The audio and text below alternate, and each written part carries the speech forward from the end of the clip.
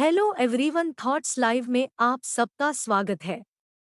अगर आप जगन्नाथ मंदिर गए हैं तो आपने देखा होगा कि वहां सबसे पहले खिचड़ी का भोग लगाया जाता है। दरअसल इसके पीछे एक कथा बताई जाती है। बताया जाता है कि भगवान जगन्नाथ की एक परम उपासक भक्त थी कर्मा बाई, जो भगवान को अपना पुत्र मानती थी और उसी तरह उनसे स्नेह भी करती थी। कर्मा बाई काफी वृद्ध महिला थी, लेकिन हर रोज भगवान जगन्नाथ का भोग लगाना नहीं भूलती थी। एक बार कर्मा बाई के मन में आया, क्यों न एक बार अपने हाथों से भगवान जगन्नाथ को भोग लगाया जाए, लेकिन उनके मन में शंका भी थी कि क्या वह उनको पसंद आएगा भी या नहीं। भगवान जगन्नाथ कर्मा बाई की मन इच्छा को जान गए और वह एक दिन सुबह सुबह उनके घर चले गए और बोला कि मुझे बहुत तेज भूख लगी है, इसलिए कुछ जल्दी से बनाकर दे दीजिए। तब जाकर उन्होंने झटपट से खिचड़ी बना दी, क्योंकि उसको बनाने में ज्यादा समय नहीं लगता।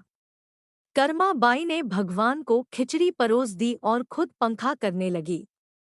भगवान बड़े चाव से खिचड़ी खाने लगे और कर्मा बाई से कहा कि मुझे यह बहुत पसंद आई है, अब से वे रोज खिचड़ी खाने आएंगे। भगवान जगन्नाथ की बात सुनकर कर्मा बाई बहुत प्रसन्न हुई। उस दिन के बाद से कर्मा बाई हर रोज जल्दी खिचड़ी बना देती और भगवान भी खिचड़ी खाने आ जाते और कपाट खुलने से पहले मंदिर वापस चले जाते।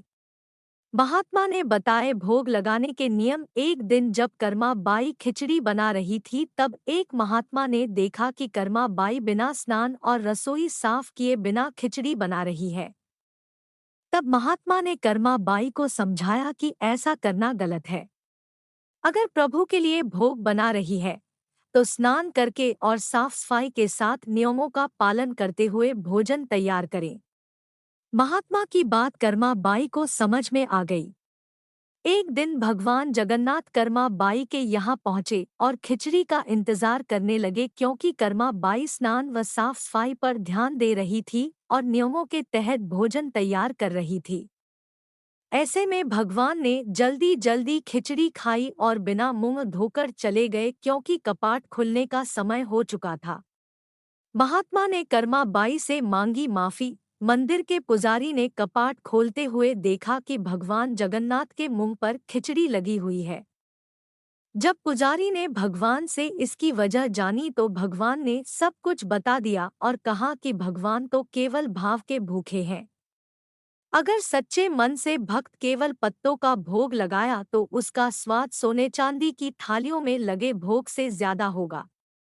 जो स्वाद भक्त के भाव में होता है वह 56 भोग से कहीं ज्यादा होता है।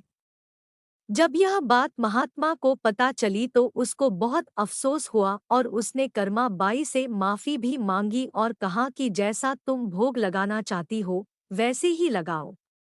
महात्मा ने कहा कि भगवान को तो केवल आस्था व श्रद्धा चाहिए, इससे बढ़कर कोई और नियम नहीं है ईश्वर को प्राप्त करने के लिए।